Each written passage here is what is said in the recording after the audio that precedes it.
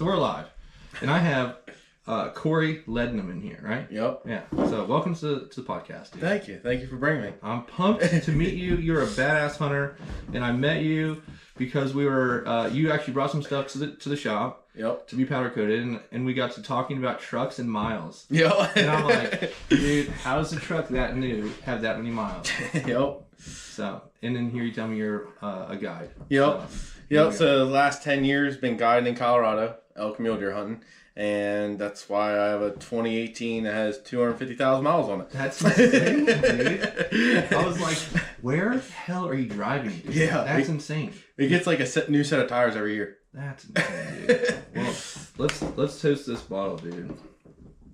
So you dropped off a bottle of Blanton's single barrel bourbon and a bottle of Basil Hayden Kentucky straight bourbon. Dude, I actually took this on a hunting trip. Yeah, that's to just some good. friends. Yeah, so you want to take the first sip? Sure. Hell yeah. That's pretty damn good. Like it? Yeah, that's fucking good. That's worthwhile. It is good. Yeah.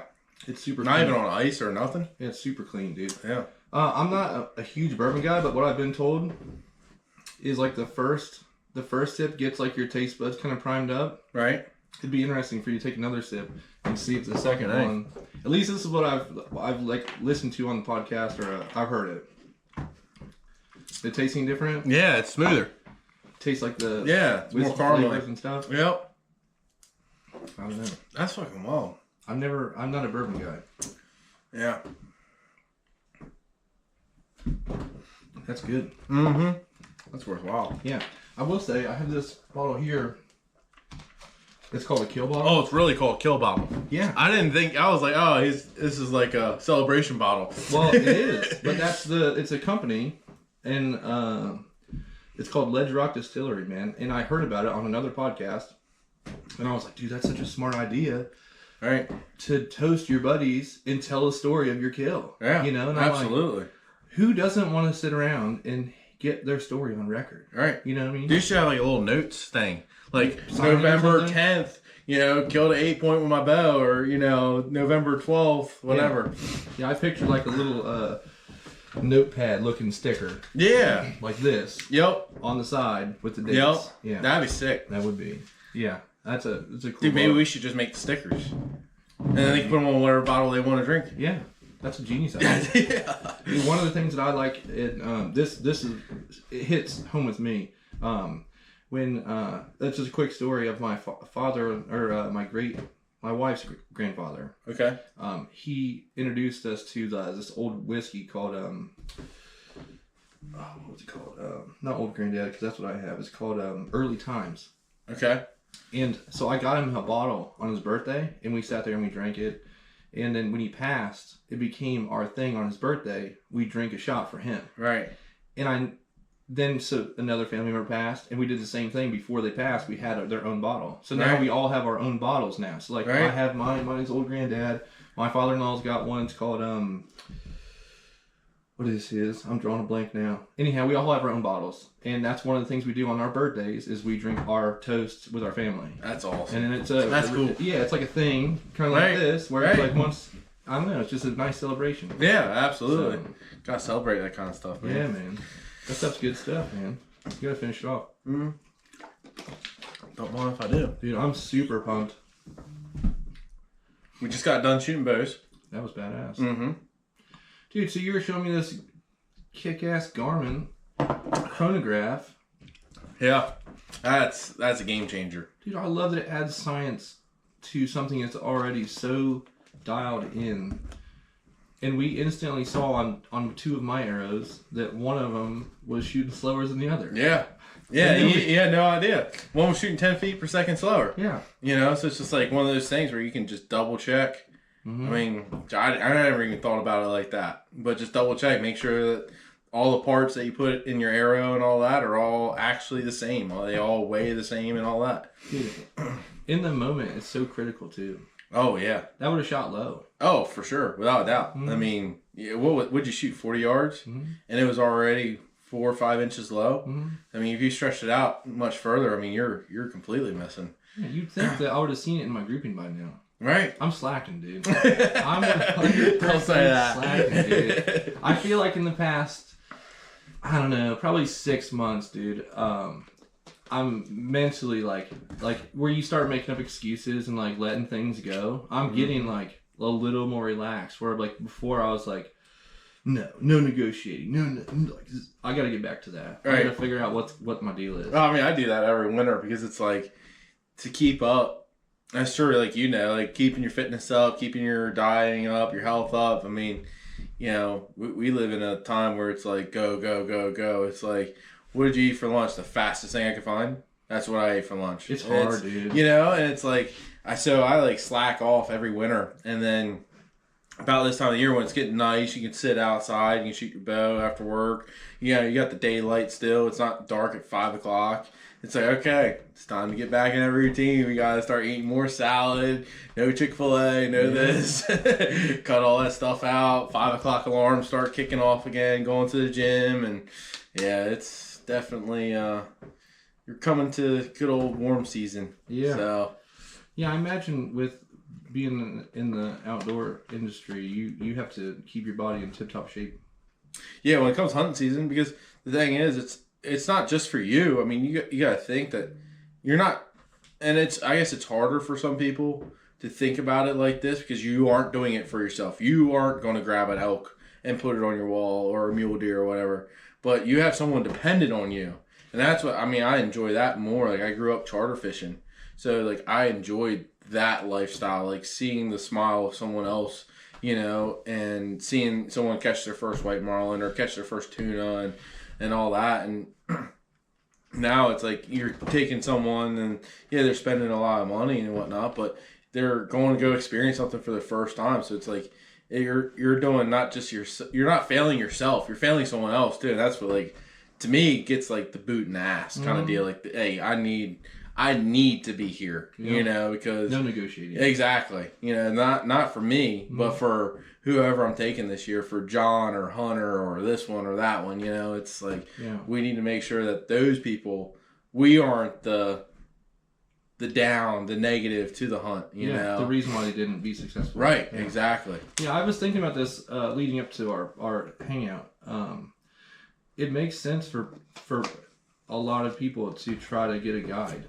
Like, when you break it down, and I'm like, well, because I was actually having a conversation, I'm like, man, there's like less than a 1% chance of like a person doing a DIY hunt by themselves to go out there and hunt. And it was just like earlier we were talking about it, and I said something to the effect of like, you think you're ready for a fight until you're in the middle of a fight. Right, exactly. I think I'm ready for an elk hunt until I'm in an elk hunt. You know what I mean? I don't think about all the little knack things that it takes to actually make it happen. Yeah. And I think that's a good point for where you guys excel, where I can come to you somewhat ready, and you guys make sure that I'm going to be the best chance probably I have to be successful. Right, and the nice part is, like, when you reach out to an outfitting, you're gonna talk to somebody, and you have now a connection of someone with more experience than you, in most likely at least in that department. You know, if some famous caller or something calls, you know, goose caller, let's say,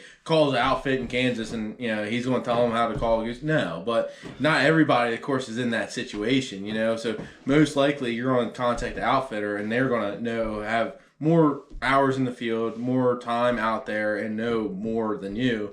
So it's a great learning point and pivot point on yourself. You know, it's like we were talking about arrows earlier. It's like, I'm not saying someone's normal whitetail setup can't kill elk. I'm not saying that. Like, I've seen it done. It does happen, all that. But it's like, you know, your room for error went from a basketball to, you know, a softball. You know, so, you know, you got to make sure you didn't touch that scapula at all. You got to make sure that, you know, almost pray that you didn't touch. You're shooting a two-blade and you didn't hit one of the ribs on the entrance, you know. Mm-hmm. So it's like just simple stuff like that. I mean, just reaching out to your outfitter and saying, hey, you know, what do you think about this? Mm-hmm. You know, and getting some type of real-life feedback is huge, you know. And that's going to excel you and help you get, you know, like, I guess, brush you up and get that cherry on top type of deal. Like, you built your foundation, but now we just need to like pick some little pieces apart and whatnot and help get you there. I mean, that's easy. I imagine that being in you're already in the space where you have the bow, you have the arrows. Say you're not the best at it, but like you're already open to how tunable and things that it is. So they have to be somewhat receptive. Right. So like little tips and tricks are like, oh, I didn't think of that. That's genius. I love that. Like earlier, you're talking about the chronograph. I'm like,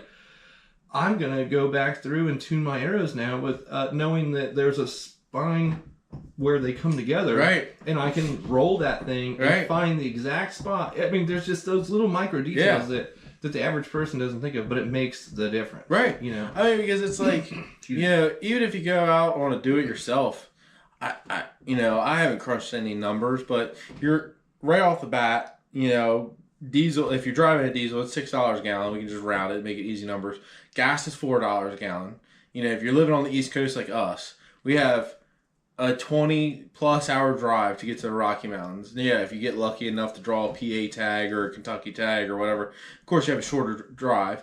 But like you have, hotel expense. Like you have so much money out, even doing it yourself. I mean, you're several grand in the hole, and we haven't even bought mountain house and dry foods and tents and sleeping bags and all that. So it's like, do yourself a favor and take that extra, 3 minutes or something per arrow to do that extra little thing, because it's like we have it. And then besides that, you have your time.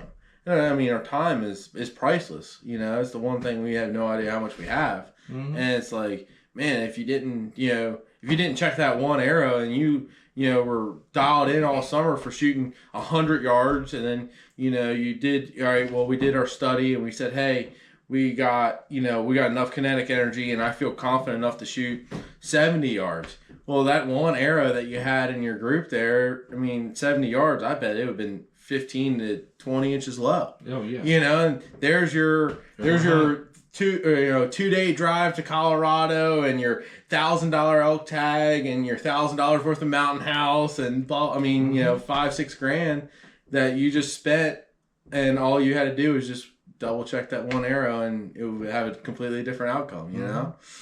I like doing all of my arrow, say I'm building arrows or something, like on a rainy day, or like it's like we're not, maybe it's even not a rainy day. It's just a day that might be windy or something, and I'm like, man, I want to feel connected to my bow. Right. But this puts me, or like I might be watching a movie with my kids, but yet I'm over here on the table, like. Right. I'm trying to do both, but at the same time, it's like I'm connecting with an archery in a way towards the evening where it's like, I don't know, like I can't go out and shoot right now, it's dark. Right. But I can do like this, and I feel connected to that space, and I'm like, I don't know. And you're improving yourself without having touching your bow. You're improving yourself. Yeah, but I imagine that people have to that are into the archery or into guns too, because it goes hand in hand with your scopes and all your other stuff. It's like I don't know. I imagine if you're to that level, you're micro dissecting and tuning like every little thing. I think, but I'm also naive, dude. I think everyone's like me, and that's why I think I was like.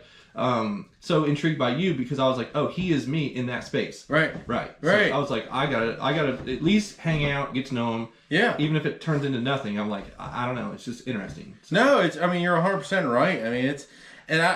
I don't know what, like, I don't have an elk tag this year. It's just one of those things. It's like, man, I just have that like OCD where it's like, I need the OCD level to match my confidence level, and if I didn't take that extra time and, wipe with a Q-tip, that little bit extra glue that came off that vein, it would drive me insane, and I know it doesn't make a difference. I know that, but I can't see that, and it's like, I'm very particular on all that stuff. There's a lot of great archers out there, and I'm sure, they can build an arrow 10 times faster than me, and it's probably 10 times better. But I know with every single one, it's exactly as much as I can make it exactly like to the next one, and that to me just matters, because it's like, I don't number my arrows. I don't say, oh, these are practice or these are these. It's like arrows are arrows in my life, and it's like you grab them out of that bucket. I want to make sure that it's just like the rest of them, because that could be the next one that needs to get slung. at 50 yards at a deer or 70 yards at an elk or, whatever the case may be.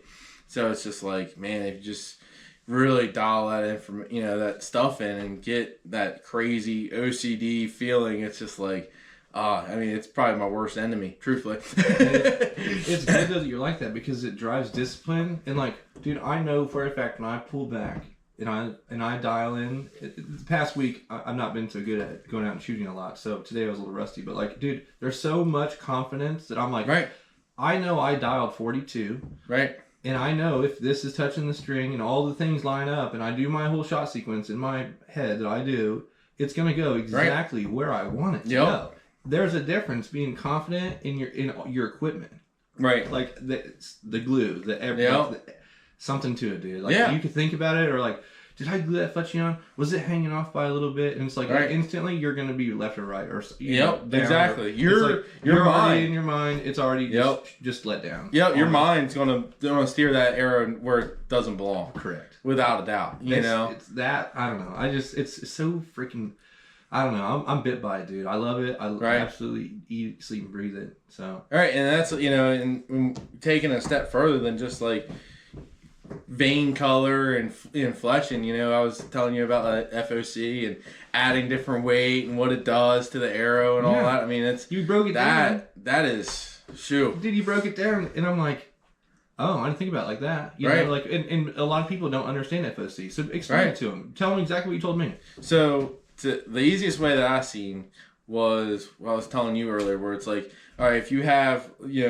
take the whole arrow aspect out of it. Just say like you have a dowel rod. Mm-hmm. Okay, so now that dowel rod at both ends is the same exact. Throughout the whole dowel rod is going to be the same weight, and if you push that against the wall, it doesn't take any effort to steer that arrow left or right because it's, I think my arrows are 31 inches. So it's a 31-inch torque wrench. Yeah. I mean, that's literally, what it is. So it's like, it doesn't take anything to apply any pressure to that front. Well, when you add the FOC, when you get that extra weight up front, then that's going to overweight the torque wrench theory and pull the arrow straight because it outweighs the back end of it so much.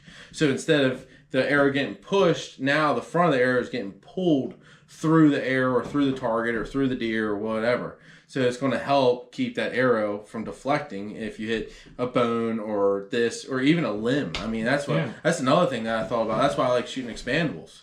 I'm not a fixed blade kind of person, and I'm sure, all kinds of kinds. Exactly. We're not gonna argue. Right, exactly. But it's just like, why do I want to put this thing that, has this big cutting diameter on the front of it? To me, that just means I have a smaller room for error to slip that thing through a holly limb or a briar patch or whatever. I want to make that arrow as sleek as possible so I can slip it through any little tiny hole that, I may have to, or sagebrush out west. Yeah. Let me ask you this. If your arrow shot the back of your nock on another arrow and your FOC, I don't know if it's plus or minus or whatever, you could tell me. If you had you had more in the back than you did up front. Right.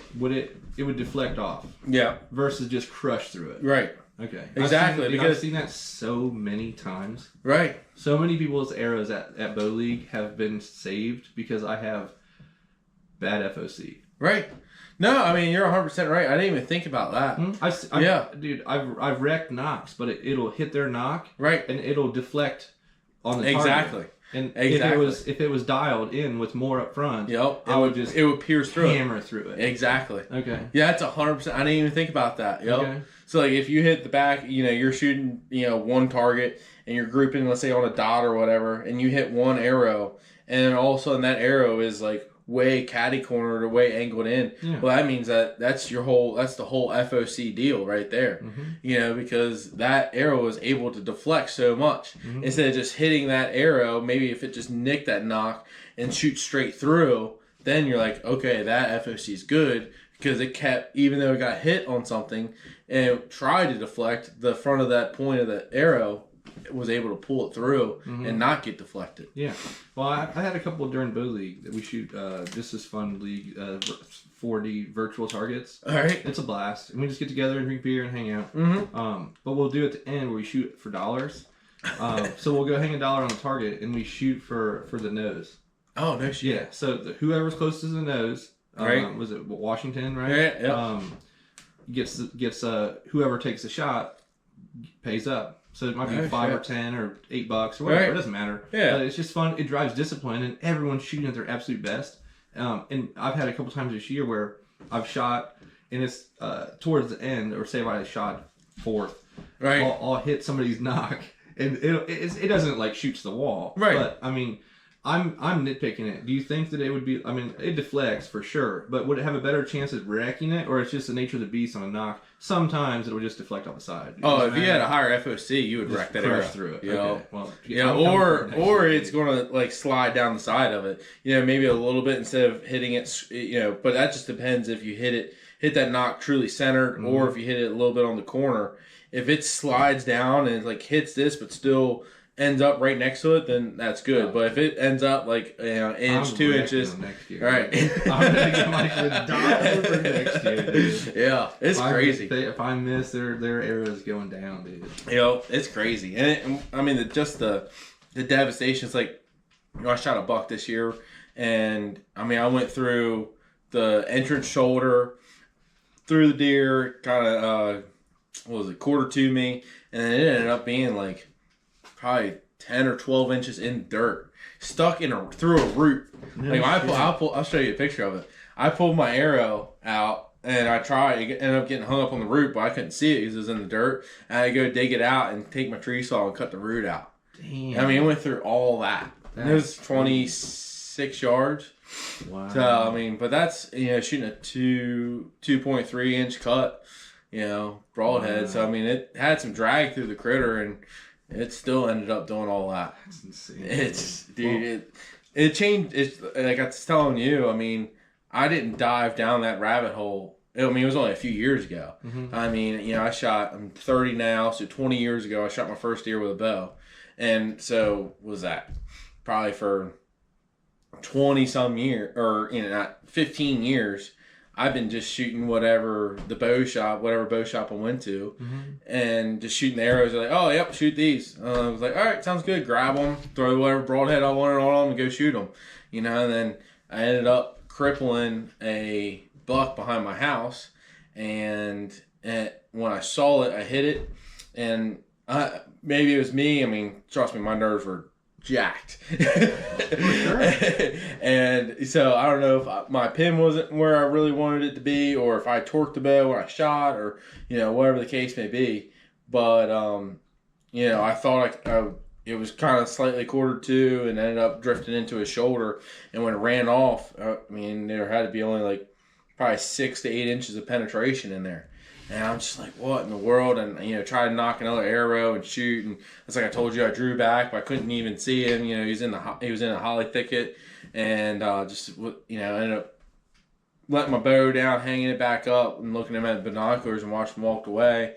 And I'm just like, oh, what happened? And, you know, it was a 2-day search for him and 2 phone calls for a thermal drone.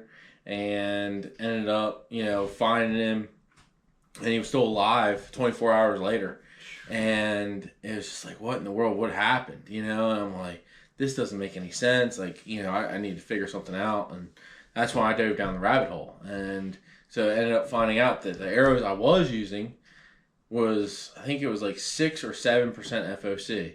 And literally, it doesn't matter if it's Michael Waddell or Josh Bomar or T-Bone or Lee Lukoski. They all say it needs to be 10 or better. Okay. And I was just like, well, I'm pretty much half of what they're telling me is good. I'm like, that can't be good. And when I ordered all this stuff, ordered a spine aligner, ordered a fletching jig, you know, different scales, different weights, different arrows, and started building my own. And I came up with the arrow that I shot today, which is, I think, it's like 13.3% FOC. And it's just shy of 500 grains and shoots 300 feet per second. And that is, without a doubt, a deadly arrow. It works. It works. But, I mean, that was 4 or 5 years ago is when I switched and dove down it, you know. But that's what it took me to have to go through to figure it out. That's why I was like, wanted to tell you before it happens. Because I try to tell everybody, I love that it drives discipline in every little thing like that. And that's why, like, that is this. Like, you learned that experience from failing. Right. And that's the worst. Dude. Right. Like, dude, there's no worse feeling than that. Like, every hunter that will listen to this knows or has seen that failure. And it's like, dude, your hopes, all of your training, all the things that you led up to that moment, and you let that thing rip, and like the disappointment, dude, we've all been there. Right. Whether it's a unrecovered gunshot too or whatever, it's like that sucks, dude. Yeah. But the level though that it pushes you to get to is the silver lining in it. Right. You know what I mean? And it's like I hate that it has to be that way. Right. But I'm that way, and that's what makes you who you are. Right. You go into that level, and then that's what it takes from then on out to be. Yep. I don't know. It's just because you never know. The next time that you knock an arrow, it's going to be that one. And so I was telling you, it's so critical. I bought that house that year. I bought it in August. It was 5 acres, and this happened in December. And literally, I bought the house. And I was telling you, unsight unseen, I literally looked at a topo map. I was like, that's going to work. I could shoot stuff in my backyard there. That's And I was just like, it got home. I think it was a couple weeks later or a week later. Put minerals out and put the camera out. And it was like 2 weeks later, I showed you that picture of him in velvet. That's incredible. I mean, it's like, holy smokes, I wasn't even moved in. Flooring wasn't in. I was like calling the floor like, hey, you got to be here. You're going to have to end at like 5 o'clock on the dot. Like, you cannot stay here any later. You're not scaring this deer. Like, I was so anal about it. It was insane. And I was just like, man, we cannot. I do not want to mess this opportunity up. I never hunted it. And finally, I was telling you, it was early December and second rut came around, and here comes the little doe. He was pushing around that morning, and boom, it all happened so quick. It went from seeing white tines in a holly thicket to there he is at 22 yards or something like that, and like, okay, it's about to go down, and that's how it happened. I was like, such a disappointing feeling, dude. Yeah. I know when I shot that guy, I actually shot it a little too far back. Right. And didn't have good blood, and I just remember thinking, like, how big he was and how I built it up in my head, and like the disappointment that I was feeling already. I'm like, I have to live with this forever, dude. Like, I'm gonna think about this probably forever. Right. Like, every moment, everything led to that moment, and I thought I shit the bed, but I was looking at my arrow and I'm like, it looked good, everything, whatever. But I just remember that feeling, dude. And he ended up going like way further, dude. Like, he went like 250 yards or something. Like, it was far.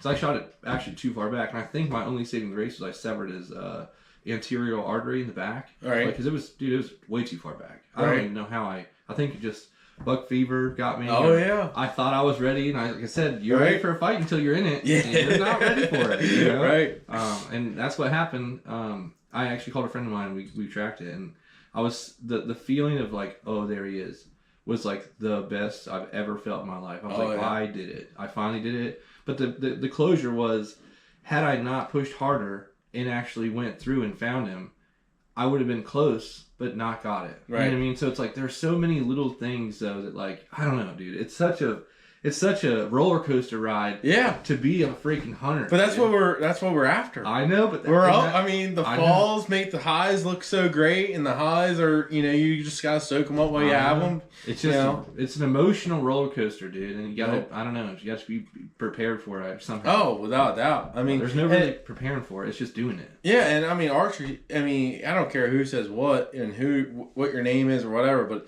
if you've never had a low archery hunting, you haven't done it long enough. Call me next year. Call me the year after. And if you don't think you found a low, then I'll take you somewhere and you'll have a low real fast. Yeah. I mean, it can make you the biggest man in the world to the smallest ant in the world real fast. What do you think about like being receptive to it though? Like, do you think that you come in contact with more people than I do? So, like, are a lot of people like us where it drives discipline and it becomes better, or they're like, oh well, you know what, maybe next year's my year, Any idea on that?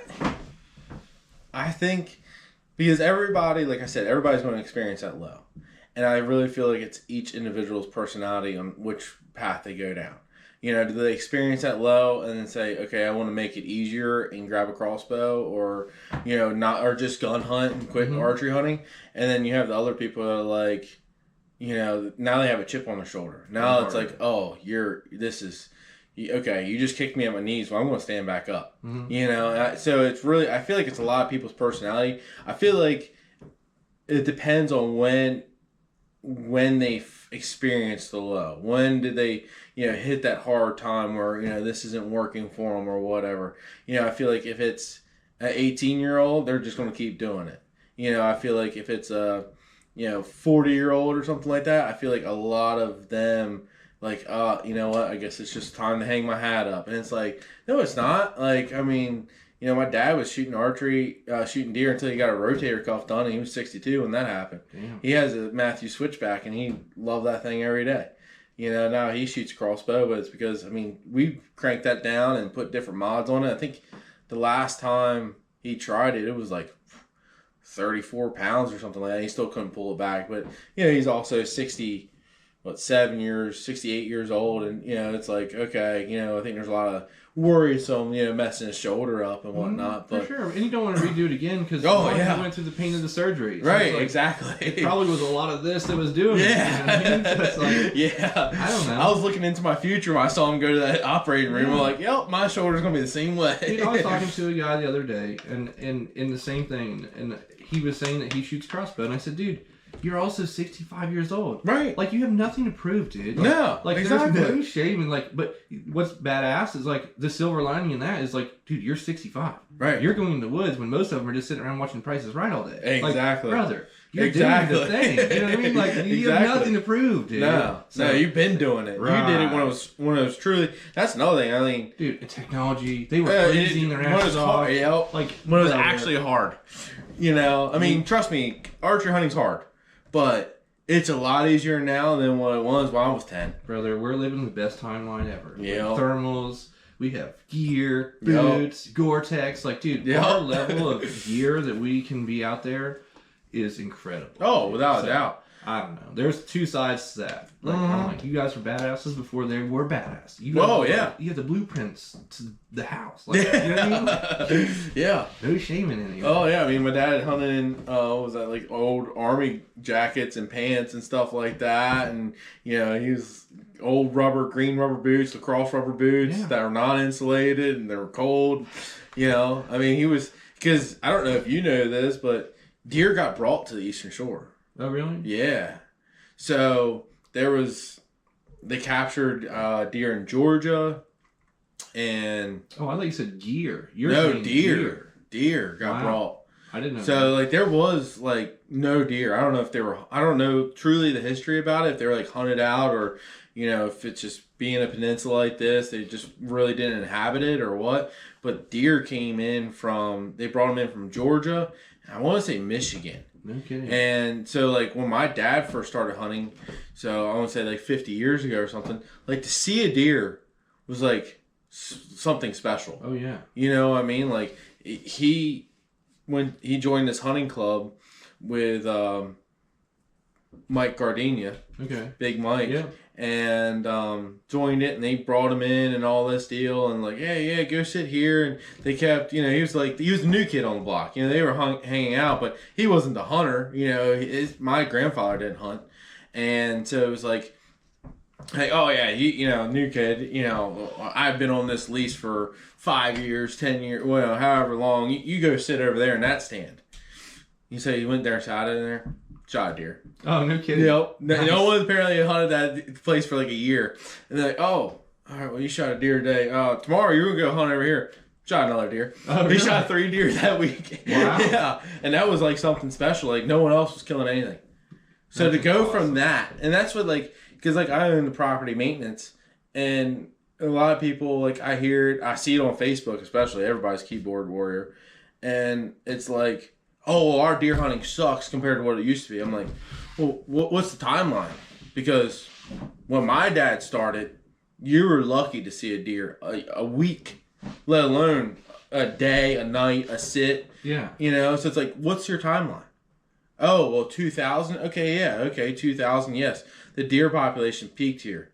But a giant deer population doesn't mean it's a healthy deer population. Mm-hmm. You know, like a deer eats 2,000 pounds of forage a year, one deer. Okay, you have an overpopulated habitat, it's not going to be healthy fucking deer. Like, it's not how you get your big deer. Your big deer need groceries. Yeah. You know, and having an overpopulated landscape is not a healthy herd. A lot of people don't think about it though. Right. Nobody nitpicks it down to that. Right. They're like, oh, I'm not seeing 100 deer like I did in 2006, so the deer herd sucks. And it's like, that's not the right way to look at this. Yeah. You know, you want to go, like, the biggest deer in the country, I would say, on average, is probably from the Midwest. If you look up a map in Iowa, there's only one county, I forget what county it is, but there's only one county that's above, I think 28 or 30 deer per square mile. Wow. Per square mile. That's like, crazy. when I went this year, where I went, it was... That's so low. Oh, yeah, that's what I'm saying. Like, you see 30 deer in a 20-acre field. Into my driveway. Right, yeah, in your Crazy, driveway. dude. Right. So, like, if you think about it like that, like, the county that I hunted, it was 20, I think it was 22 deer per square mile is what the average for that county was. You know, That's it's like, crazy. oh, they have giant deer there. Like, okay, well, you know, there was, I think, one or two nights, I saw over 10 deer. And I mean, I'm looking at acres. I mean, it's CRP, it's creek bottoms and fields. So I mean, you sit somewhere on a little knoll, you can see. I mean, I'm talking about miles. You know, Yeah. And there's not the deer population. They have big deer. Well, they have big deer because they have low stress. Because, you know, there's not 20 does running into a bedding area, spooking the buck out, making him burn extra calories. No, there's not that many deer. There's not that density of deer. And then they have all the groceries that they want. You know, not just because of the ag fields, but because of the CRP and because of the river bottoms. And just because there's not that many animals eating on it, too. Yeah. You know? So it's just like... Which one do you want? You know, do you want to see 100 deer a night? Okay, well then we're going to stick to shooting little deer. Or do you want quality deer? Yeah, or you want quality deer. You know, a lot of people don't think it through though, like break it down. And I think about it, the health thing, and I break it down too, not so much like in the hunting area, which is silly, but like just with how so many deer have resided here now because of some developments that have come up down the road, and it's like, well, we're pushing them towards water, they have nowhere else to go, and it's like. But it's great to see them, and it's great that they're out there at 2:30 in the morning or afternoon, and you're looking at them, they're just roaming around. But it's gonna come to a head where it's unhealthy, and this area can't support that many deer. Right. That's the downside of it. You know what I mean? So I don't know. It's a catch-22, man. Yeah, it's hard. I mean, what are you going to do? Is, you know, humans have to survive. You know, people want to live here. Everybody has to make money. You know, it's a catch-22, dude. You know, but at the end of the day, it's like, as a hunter, you look at it and it's just like, well, what do we do? You know, do we, you know, we got to, really honestly, we all need to just get together and get on one playing field, because that's the hardest thing I feel like in the hunting industry, is everybody's mad at everybody else because, you know, they sit in a muddy box blind instead of a redneck box blind, and they shoot a Matthews instead of a Hoyt, and then, you know, they shoot Rage Broadheads, not Grim Reapers, and it's just like, if we all just got together and got on these problems here, we could probably switch some stuff around really easy. But instead, we all want to be enemies because, you know, you drive a Ford truck and I drive Chevys, and we can't be friends. Yeah. What's weird though, dude, is like when I'm kind of like a newer to the whole sport, right? I mean, I've gun hunted for a long time, but archery is relatively new to me. But like, I started going to the TAC event, or I started doing like local 3D stuff. Okay. And that's kind of what exposed me to like, oh, archers are cool. Like, they're nice guys. Like, everyone's teaching me something or has an idea, and it's like, I guess maybe I'm receptive to it too. There's something to that, or being a chip on my shoulder. I could just say, I'm good, thanks. But I don't know. Like, I feel like if you go to TAC, like we were talking about earlier, it's like, all those guys are like-minded. So we're not too far apart, I don't think. It's like we all want the same goal, and I think overall we all want this, like I said, the same goal. So it's like, I don't know. There's no reason we can't just... There's no the organization, though, that like gets us together, though, that I know of. Yep. You know what I mean? There is a bow hunting society and some things, but I don't think that their reach isn't big enough to like non-members. You know, right? Nobody's on the same page. Right, and I mean that could be a huge part of it because without the legislation doing something different, I don't think you're going to change any differences of the deer world. Truthfully, that's always been like my big thing, and there's a few that are on the other side that are on the Western Shore because of the Region A. They have completely different regulations over there in the mountains. Okay. And so they're trying to change it, and I know there's one organization that's trying to change it for those, I think 2 counties over there. Well, and that's another hard part because what's good for them isn't good for us. And it's like you can't box them all in the same one. Right. You know what I mean? So it's like it's a very gray area. So it's funny you brought that up. So like I think it was like 3 years ago, man, I stirred the pot. And it was... I want to say it was maybe it was longer ago than that. It was maybe 4 or 5 years ago. But either way, I stirred the pot because I made a post. And it was literally just said, what do you think about Maryland going to 1 buck tag instead of 2? That was it. Man, I've never had so many comments on a post in my life. Really? Guys were arguing with each other. I felt like I was a celebrity. My phone was going off like nonstop.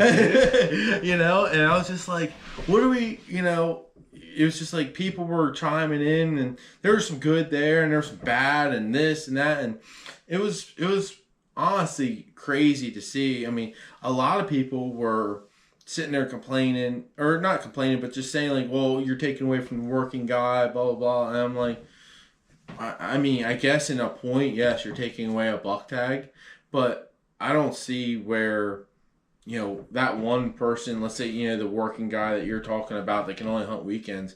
I mean, what happens if he went out and now, since we can only kill 1 buck, and that just saved, let's say, there's, I don't know, however many bucks get killed a year. But, now we all of a sudden, out of my group of, let's say, like, the least that I'm on, there's 10 people. So let's say, and this never happens, but let's say all of us kill 2. Well, there's 20 bucks dead. Okay, well, now all of a sudden, we can only kill 10. Well, now we have 10 more on the landscape for that working man that only is able to, let's say, he can get out 4 weekends. But now we have, just in our lease, we have 10 more bucks alive. Right. And then, next year, those are going to turn into 10 more. So now there's 20 more. In 2 years, there's 20 more bucks alive than there was if we keep on the same program. Mm-hmm. So it's like that guy who can only hunt 4 weekends, let's say a Saturday, Sunday, 4 times. Now, all of a sudden, there's going to be more bucks on the landscape for him to fill that tag. Right. So if it's, he's sacrificing T-ball games to go hunting. He fills his tag. Now, hey, T-ball, now you can go see, 3 more tournaments, or go for travel softball or basketball or whatever, football games. It's like, I feel like there's, 1 year, it's probably, you're not going to see the difference, but you take that and you run it 4 years, 5 years down the road, it's like, man, all of a sudden your quality of time in the deer stand is going to go up to where we all are going to be at football games again. Yeah. Nobody's willing to take the long term goal. Right. And it's probably one of those mindsets too, where it's like, well, I know Jim Bob down the road's not going to do it, so why should I start? And it's like, well, if we all had that mindset, we'd never evolve as a society either. Yep. You know what I mean? So it's like, there's something to it, dude. I don't know what it is, but it's also like, I don't know what. Maybe it's like, I can tell you right now that I'm not targeting a smaller deer than what I've already killed. Right. Right, so like that's my own worst enemy, because guess what? That's my first archery buck. So I'm like, it's a hard one. Dude, I hurt myself doing that. Like now I have to go harder, and I have to train harder, and I have to go deeper and figure it out more. Like I have to do this. I'm not going to be fulfilled in my heart if I kill an 8-pointer next year just to kill a deer. Right. That dude can grow, and some other kid might be able to harvest it, or somebody else that doesn't have the opportunity that I had on a big one might have that better chance. You know what I mean? So it's like, I don't know. I think it's an integrity thing. Yep. But also, dude, if I want to fill the freezer, I just shoot does. Exactly. That's great. Yeah. I love eating deer, and I kill does, dude. Last year, I killed does. That's fine. Yep. Exactly. But, nobody wants to take the long-term risk for the short-term whatever. I might be messing that up, but it's like, you got to go in and No, for sure. I mean, and when I did off of that post, I created a Facebook page called Regency Maryland Hunting. No shit. Because I thought exactly like you. Like, why do we have the same exact regulations that Baltimore City does? Right. Or Hagerstown does. Like, our landscape from Hagerstown to here is completely different. Right. So I was just like, why don't we take Carolina County south and say this is Regency, the Eastern Shore, from the Susquehanna River this way, and say we have our own regulations because our landscape is completely different than the other side. Our human population is different. Our soil's different. Our everything's different over here compared to the rest of it. So that's incredible that you were forefront thinking though, and that was what 4 years ago. Yeah, wow. Because it's just like to me it only makes sense. Right, if you're like in that world, like right. I mean, in Colorado, there's I don't know. That's forward thinking though for a younger guy. That's my point. It's like you're really forward thinking for a younger kid that's chasing girls and trucks and stuff. It's like you were thinking about the right things. Right. You know what I mean? That's impressive. Well, it's like you said. I got nieces, I got nephews. I want them to have good hunting. I want them to experience all this and the work that my dad at our family farm put in. And then turns around now I'm putting the work in and I want them to experience it. I don't want it to go down the toilet. I agree wholeheartedly, but that's the same type the person that doesn't plant trees because they're not going to see the shade. Yep. And it's like, dude, if you all had that forethought, or like if we all thought like that, we wouldn't be reaping the seeds that our forefathers sowed. You know what I mean? It's like, there's something to the forward thinking, and like we all benefit as a society. But, exactly. Dude, there's a couple of different mindsets too, and I don't want to like go down this rabbit hole. But like, there's like the scarcity mindset, and there's the abundance mindset. Yep. You know what I mean? And it's like, I don't know, I am who I am, but also I don't know what it is. Maybe it's different circumstances, or never feeling like you get the right card. Like everyone's like looking at the cards they're dealt, and it's like, it's probably easy to get down that rabbit hole if you let yourself. Right. I don't know everyone's situation. I'm not speaking out of turn, but it's just like, I don't know. I look for the silver lining in every opportunity. So it's like, if it sucks, well, why did it suck? Next time, you know what? But this happened, and it's like that. If I just dwelled on what happened and I ruined the piece of metal or whatever I'm working on or whatever as an example, it's like I could dwell on it and be disappointed, but I made the wrong cut, and now I have two of the same ones in the vehicle that whatever. I have two now, and I'll make another set. Whatever, it doesn't matter. But that actually happened recently, where the silver lining what I was doing was I had the perfect amount of metal. And I'm sorry to go in the rabbit hole, but I have to now. You're good. I had the perfect amount of metal for these two pieces I needed to cut. And I ran the program on it. Perfect. Cut the one out. And then I had to run the other program. Right. And I clicked the wrong program and cut the piece of metal wrong. Oh, man. So I had to go to the store and get another piece of metal. Yeah. Not a big deal. $100. Not a big deal. Inconvenient. Yep. But then I thought about it later, and I was like, it would have been nice to do that project scot-free. No money out, right? Like, whatever. But now I have two. I forced me to cut another set for another vehicle I own. Right. So I'm like, I'm the big winner in it, because if I didn't make the wrong cut, I would have never taken the time to cut them out. Right. I would have never got them. Right. So if that makes sense. No, it does. There's a silver lining in like all of the things, especially like you were talking about earlier. Like, there's a silver lining if you're looking for it. Yep. You know. There has to be. I don't know. But there has to be. That's what keeps us going. Yeah. If you dwell on it, then when are you going to get done? Also, there's something to like appreciating like nature's bounty. Right. I had a couple guys in here I met at TAC. They're from Pennsylvania. Greatest dudes ever, dude. Awesome dudes. And we talked about that too. The experience of the hunt is the experience of the hunt. It's not to kill. Right. So if we all had that mindset, we'd all be out hanging out in the woods with our kids eating Little Debbie's and not giving a shit. You know what I mean? So it's like, I want to kill too, but there's also something to just enjoying being out there and what it's going to offer you, whether or not it's going to be a harvest or not. But I think there's something to the I don't know, how much you want versus how much you get versus how much effort you put in. And there's probably some sort of calculation there. But if you go in with the mindset of, I'm just going to go in and have a good time and enjoy this and take in what Mother Nature's given me and breathe in this air and this cold brisk. And like, I don't know. Whether I kill or not, it doesn't matter. Right. I'm here. So, Right. I don't know. And you need to. Because, and I think, honestly, I'm glad you said that, because I really feel like that's like where all of us, you know, and we could probably take this even outside of hunting, but I feel like, especially in the hunting, that's where we're failing the most. Is we see, you know, this one on TV, that one on TV, and they're all holding these giant racks and all this. And I'm honestly glad that a lot of these podcasts are coming up, because, you know, now they're saying the backstory that's not going to make the Outdoor Channel. And you hear, I hate doing name drops, but you hear like Lee Lacoste, he's like, I hunt every day.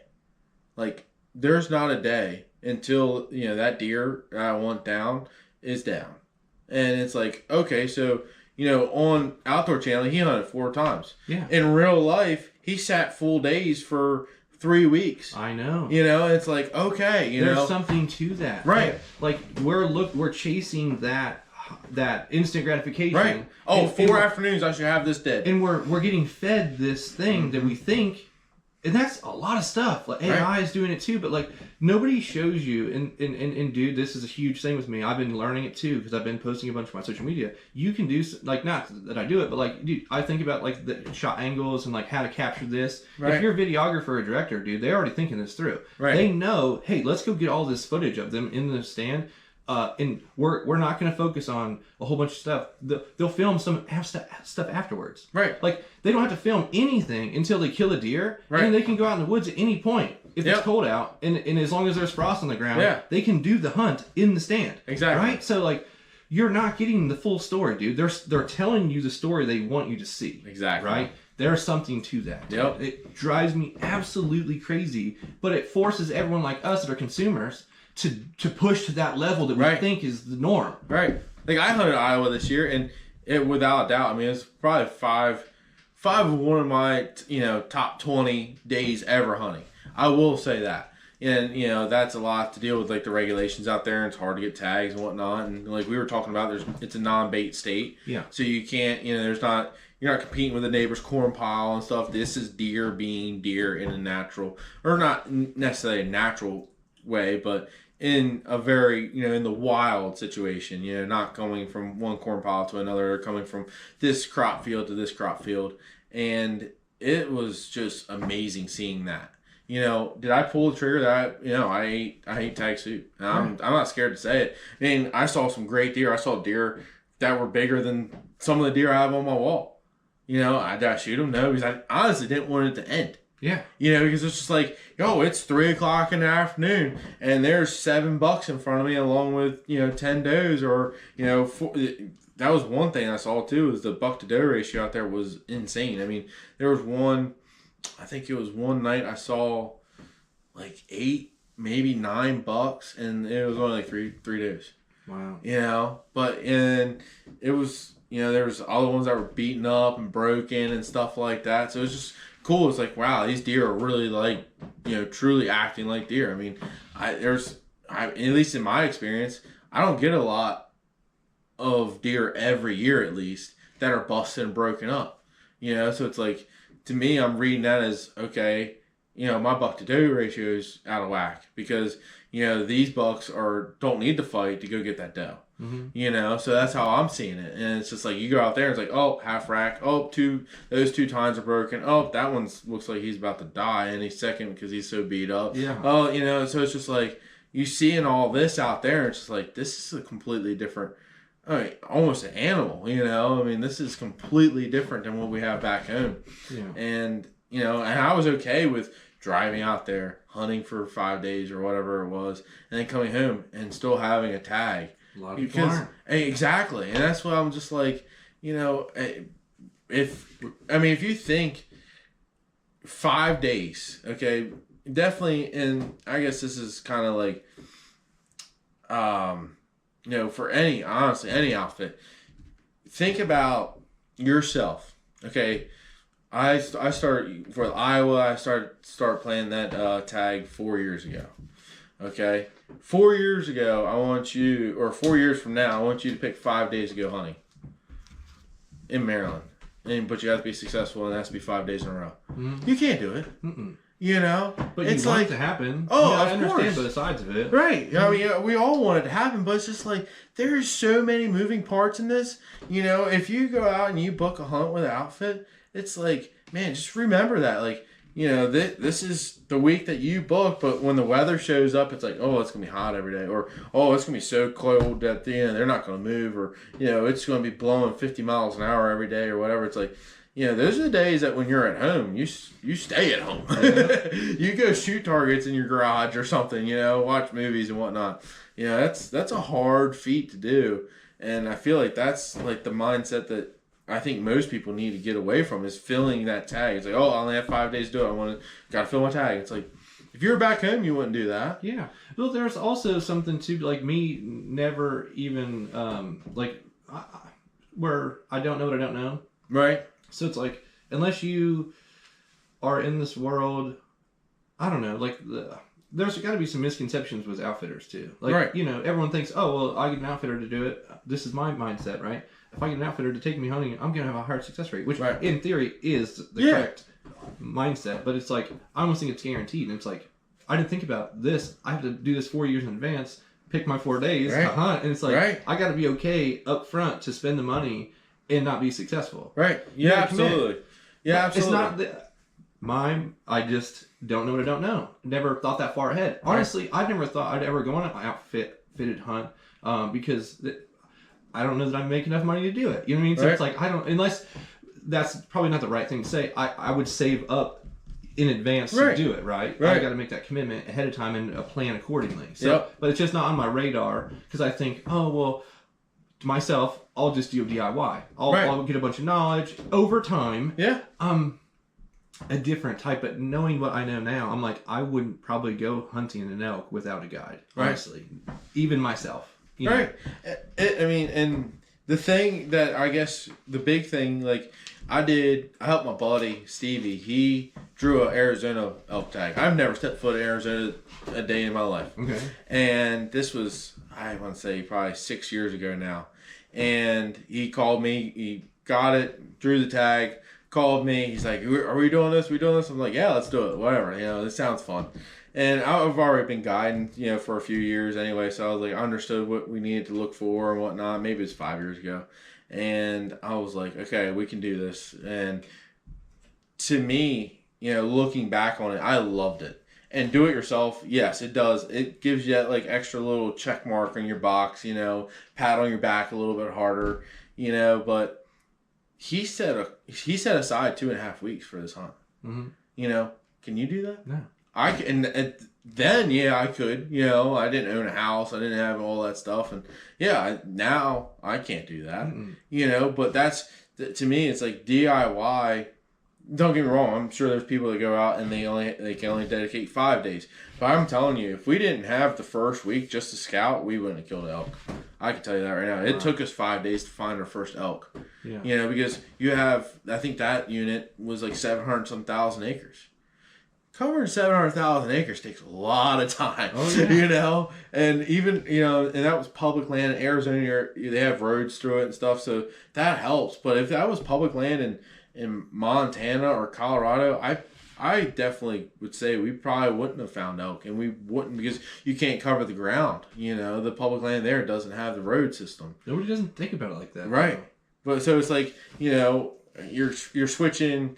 If you want to be successful with DIY, you're sacrificing your time. If you're going with an outfitter, you're sacrificing your money, saving your time. So it's like, which one do you go with? You know, and I will say, DIY, you're patting yourself better. You know, if you get one, if you're lucky and you get one, you're patting yourself on the back a lot harder. I mean, it is you and you by yourself, mm-hmm. you know, or your team or whatever. Yeah. But you get to accomplish it by yourself.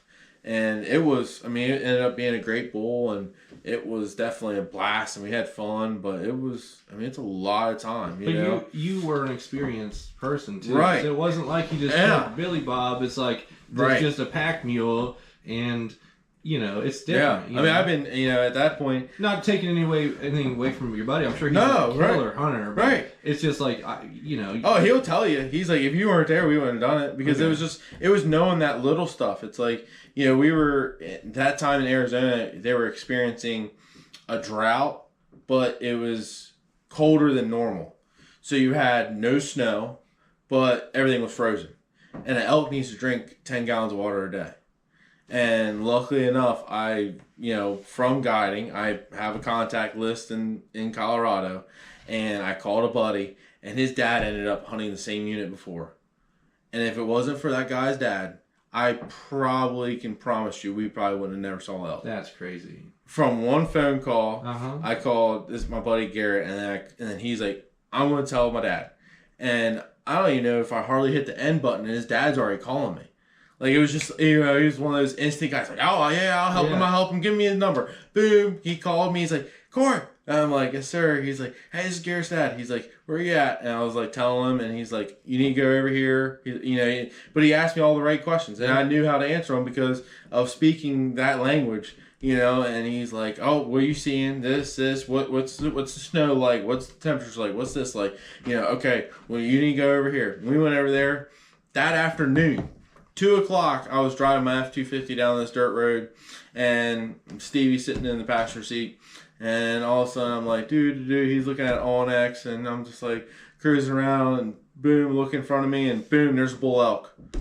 There's another bull elk. There's another bull elk. And I'm like, holy shit. I slam on brakes and look, and we grab binos, and, could just see, like, Lance has had ideas of what they were. The first two were smaller. The last one was probably like a smaller 6-point, and no more elk. I looked over at him, like, I guess we found them. We round that corner, boom, there's a big bull running down the road away from us, exactly away from us. And I'm like, okay, yo. And it was just like that. Wow. And it was literally just from that one phone call and knowing, like, okay, this isn't right. We need to figure something else out. But again, it's close to 800,000 acres. So it's like, where is the right place? We were over here looking at around this Indian reservation, and it was kind of looking right, but it was too deserty, but it was warmer, it was further south, and we ended up going over on the east side of the unit and found these pockets of water and stuff, and we went and checked these watering holes in these water tanks out there, and boom, they had open water in it.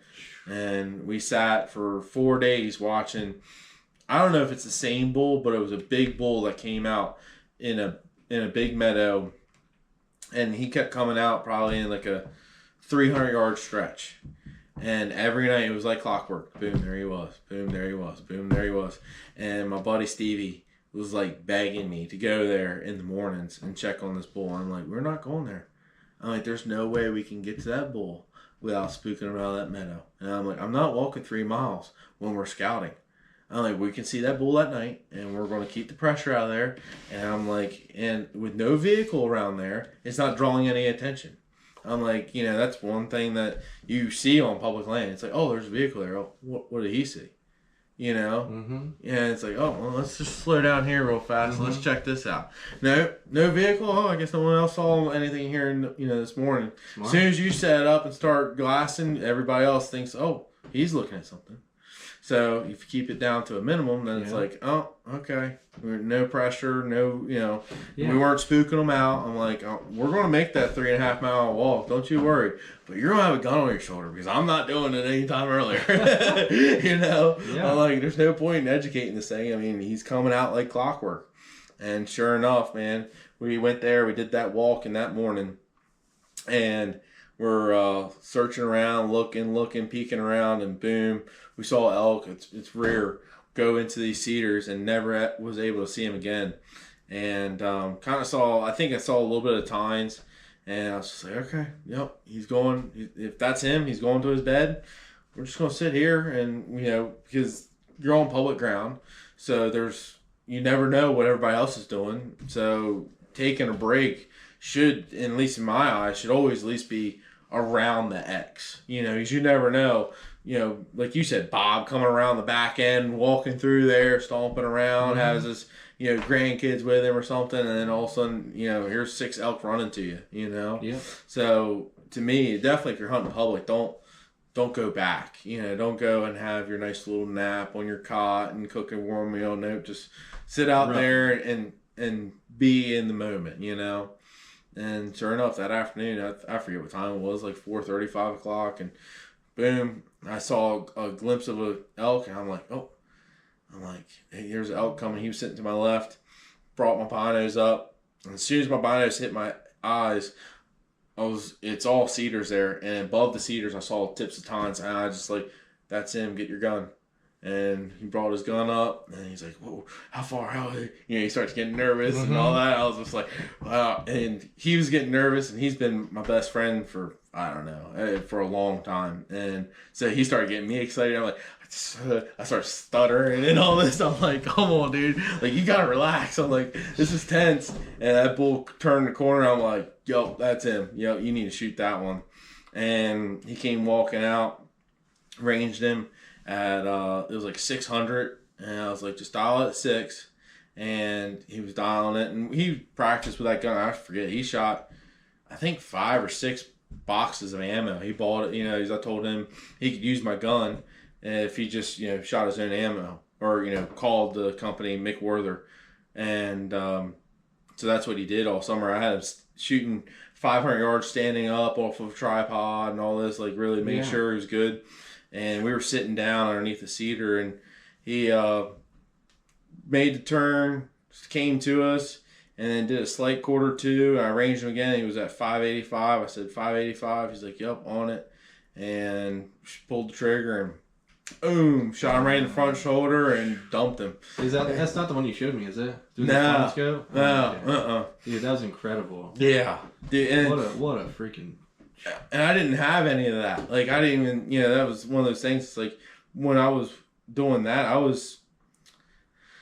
know how to word it nicely, but I was at a lower scale outfitting beforehand. Like, I didn't have spotting scopes, we were more, just binoculars, and they weren't high end hunts. It was, you stayed in a wore out construction trailer. Oh, that's really? where the hunter, so it was just, it was a lower end operation, which was fun. It was good. That's what it takes, though. Like, you have the experience, though, of not having the stuff. So right. It's like, because, like, exactly 100% right. And with one of those situations, you take more hunters, because that's how the outfitter has to, cover his end. He still has the same price for the lease, and he has the same price for pay on the workers and the guides and food and all this. So he takes more. So, honestly, if that's how you should cut your teeth, truthfully, right? Because I was able to kill between 10 and 15 elk a year for the first 6 years, I think 6 years of my guiding career. Now, like, the last place I worked, I killed 5. Wow. So it's like, in 1 year at the old place, it's 2 years of the new place. You know what I mean? Now I started my own outfit. Now it's a different situation, but it's just like one of those deals. It's like, you get a lot of exposure because you have to run a lot of hunts to make up for that profit. That's a good way to do it, though. Oh, it is. Like I said, and you learn so much from everyone and their personalities. Oh, and I've listened to people, I've listened to guides talk, and like just the personalities they have to deal with, and like they have to understand. I'm not trying to put words in your mouth, but this was how it was explained in the podcast. Was I forget who it was, but it was he was explaining that, like, some of them are confident, but some of them are like pansies, and you as a guide have to, like, feel them out and then know how to coach them, right? Because, like, whether you like it or not, like, you're kind of coaching them to hold it together in the moment, Absolutely. So just you have to, because it's so many little moving parts. Oh, for sure. It's we were talking about it earlier, like, how do you handle your hunters and stuff? It's like, man, you just kind of, you got to read them. It's like, if they want to shoot, a gun in front of you, let them. If they're like, no, I'm good, then say, okay, sounds good. Just trust them, and you kind of have to put trust and faith in them, because I've seen it where you kind of pressure someone just to shoot, a piece of paper, just make sure the gun's on, and all of a sudden they fall apart on you because it's like, they're nervous, someone else is watching them, and this and that, and their mind isn't really on shooting the target is really what I've came up with. Their mind is, impressing you, and it's like, fuck me. Like, shoot target. You know, but you can't tell them that. And they're not thinking about it like that. You know, they're thinking about this guy who they just met 3 minutes ago sitting over their shoulder watching them like, you know, the Grim Reaper, you know, ready to pounce on every little mistake that they're not doing correctly. And it's like, man, hey, if you're confident, I'm confident. Let's go. Yeah. You know? I love that. And I also, there's something too, though, I imagine, where you're a young guy and you have all this knowledge and skill and you're showing older guys how to do it. And they have to take kind of a back seat. Not so much a back seat, but like they have to just put their trust in you. Right. But also, like, there's a little bit of like a shift. I don't know what it is. I'm searching for the word, but like there's a... You get what I'm trying to say. There's like a dominant shift. Yeah, that's what I'm talking about. There's a dominance thing. They have to kind of let go and put their faith in you and trust you that you're the guy. Right. There's not like some older version of you or your dad out there like, hey, I'm going to take you guys. Yep. It's this guy. Exactly. You know? And you're 100% right. I mean, the thing is, it's like, you know, there's definitely that old outfit. I mean, you know, that was a higher dollar outfit. I mean, we were dealing with people in multi-million-dollar companies. You know, so then all of a sudden they have this little rat's ass 25-year-old telling them what to do. You know, I'm not saying I didn't really butt heads with a whole lot of people, but you could definitely like, hey, you should do this, and it's like, shoom, right over the top. Like, I'm not listening to you. It's like, hey, okay, sounds good. Yeah. You know, I mean, you can only do what you can do. You know, so but yeah, you're 100% right. There's a hierarchy or a dominance deal there that definitely some people just can't swallow that pill. That's what I was going to say. It's a pride thing. Almost. Yeah. Like I remember I worked at an HVAC industrial job, and I would always show up to a service call as this 22-year-old kid with like I had a backpack of tools, which was smart because I carried stuff. I carry all my junk in there, and I would always get the who's coming for backup. I'm like, you're looking at it. Right. I'm the guy. Right. The company sent me. You know what I mean? I don't know. I just always dealt with that as a young guy. I remember that. And I'm like, it's so frustrating that people don't take you serious for the skills you possess. And it's like, I may look stupid or I'm not smart or I'm not like handsome enough to do the thing, but like, I can do it. You can just trust me. Right. You know, exactly. Like, exactly. Like, I didn't know if my looks made me better or not. Right. You know? So, no, you're right. You've done it. You've experienced the things though that matter, and you've had the failures and the successes that determine your knowledge base. Right. You know what I mean? So yeah, you're 100% right. I've been there. That's why it's frustrating for me. Like I can just see it. You know? Yeah. No, I mean you completely understand. I mean it's definitely. Not frustrating. It's just one of those challenges that you deal with. Right. So I guess I'm not saying it's frustrating. It's just it's a challenge that you have to overcome. Right. And there's all kinds of kinds. And there's personalities, and there's more dominant people, and there's probably less, and you have to work with both and figure out how to coach them. Like you have to figure out like what their personality is to like not offend them, but also like bump them up to like get them to shoot or whatever it is. Yep. But what got you into it? Was it? I know you started off with the charter fishing and things.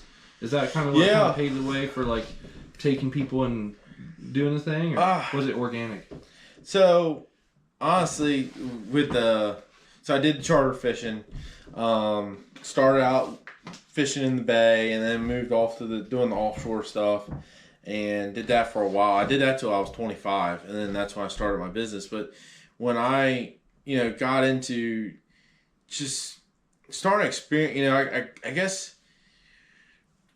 I don't know if it was a maturity thing or something, but like, definitely like on the Eastern Shore, like I've shot some really good deer in my life, and then all of a sudden it's like, it's like my buddy Stevie, I started taking his kids hunting, because he had 2 boys, and they're at the time, they would both have youth day at the same time. So he's like, hey, Cory, when I was like 17, 18, 20, whatever it was, he's like, hey, can you take Parker? That was his youngest. Mm-hmm. And actually this past weekend, Parker's 16 now.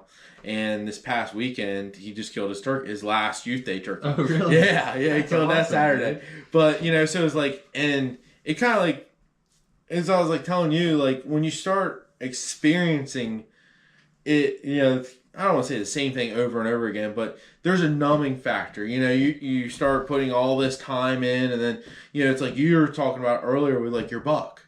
Well, it's like, I don't want to shoot something that's smaller than that. And I completely respect that, and I understand that. And good luck. I know, dude. But That's terrible. you know, but it's like, you know, you start stacking those bucks on your wall, and it's like, oh, this is cool. Well, you know, but then you know, like that, like I literally just got a kid thrown at me that was, I think when he shot his first deer with me, he was like 7, 6. Wow. I mean, he sat in my lap because the gun was too high with him sitting in the normal chair. That's crazy. So I had, you know, we were trying to figure this all out because I'm like, and you know, this is not my kid. I've met this kid a couple times, you know, but and looking back at it, it was the greatest thing that ever happened to me because now, you know, I was able to take that kid. He killed, the first time I ever took him, he killed 2 deer in one night with me at 6 or 7 years old. Wow. And yeah, that just started this like bond. This started a friendship and started like this.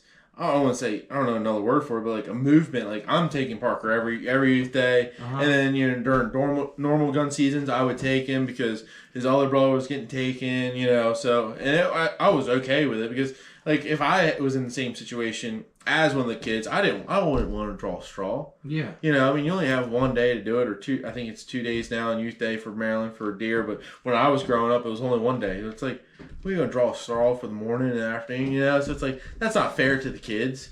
And so I was like, I was all fine with it. But he did that and just kind of like rekindling that, oh, we just killed a doe. But according to him, if you looked at his face, looked at his facial expressions and his body language and his excitement and his voice, and you know, you would be like, we just killed the world record buck. Mm-hmm. You know, it's not like rekindled like the meaning of how important everything is in it. You know, killing a doe or killing a decent buck or killing the, you know, if it's like, not you directly, it's something greater, right? Right. What you're trying to say? Right, yeah. Exactly. So it's just like, okay, well, we did that. And then we turned around, I think it was like a couple years later, he killed his first buck with me.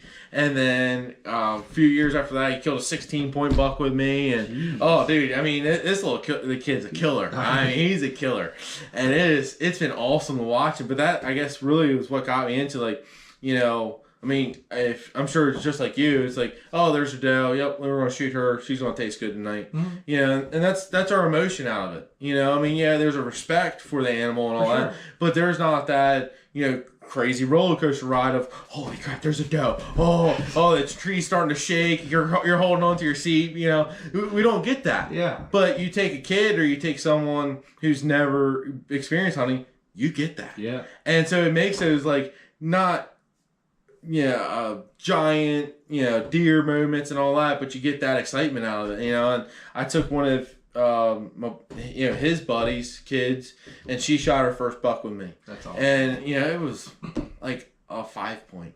And, dude, I have a picture of this kid, and her smile is as big as his water bottle. It's just like, man, that's what it's for. That's what it's about, I mean, she's just as excited as I was when I shot, one of my biggest bucks. That's and this is something that's, this big. Yeah.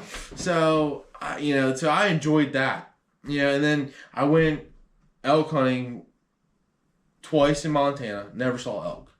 So that's 10 days in with an outfitter. This was public land, but 10 days.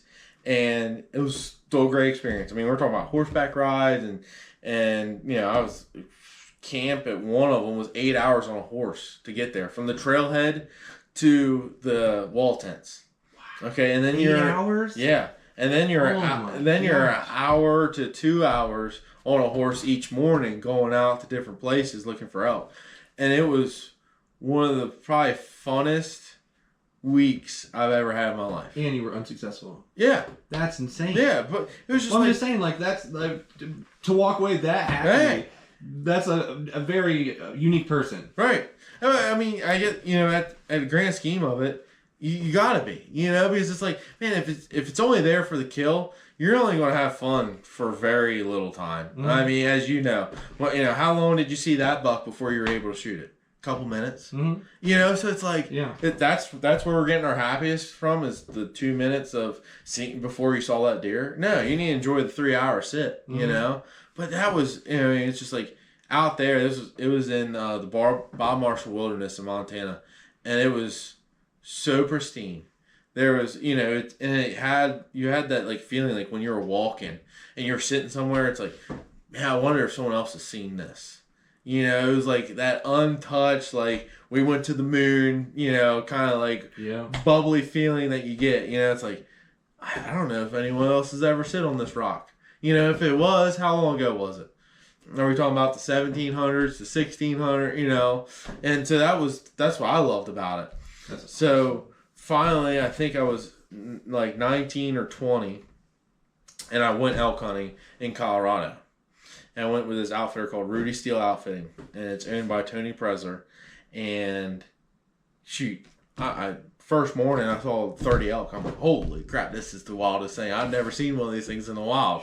You know, and then I go from spending, maybe in the Montana hunts were either 5-day or 7-day hunts, but, you know, 10, 12 days elk hunting, never seen one. And first morning in Colorado, boom, there's 30 of them standing right there. I'm like, holy smokes. Dude, on the hoof. Yeah. It's different. Oh, yeah. Like, you have to build it in your head, or you've seen images of them. Yeah. And this just happened to me recently. I was in PA, and I happened to go through this reserve or preserve or something. Right. And I happened to look to my left, and I saw them, and I was like, I had turned my truck around, and I was like, that's what they look like? Yeah. Those things are giants, yes. dude. It was incredible. Oh, so, yeah. Not to cut you off, but no, but you're 100% right. I mean, like, I can't even imagine the feeling of seeing them for the first time. I mean, I do remember it, but it's exhilarating. Right. You know, it's just like, holy smokes, it's like, that's elk. Yeah. Like, holy crap, you know? That's what it looks like. And so I ended up shooting my bull in Colorado, my first one. And I shot it, at that time, my guy was Josh Swindell. And we have been best friends ever since. And I stay at his house when I go out there. Really? Yeah. Yeah, he sets his camper up for me. I go stay and crash in his camper. That's awesome. And, but it's just, you know, it's building those connections in the outdoors, which is awesome.